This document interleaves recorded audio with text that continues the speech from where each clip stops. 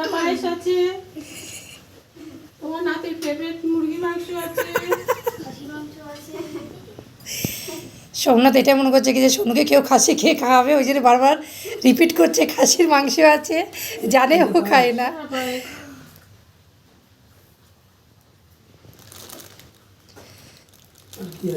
সন্দেশ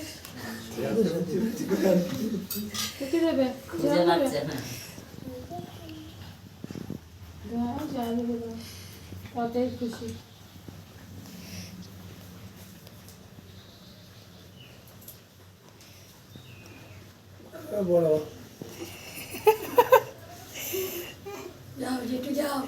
সোনু এগুলো সব আমাকে দেবে।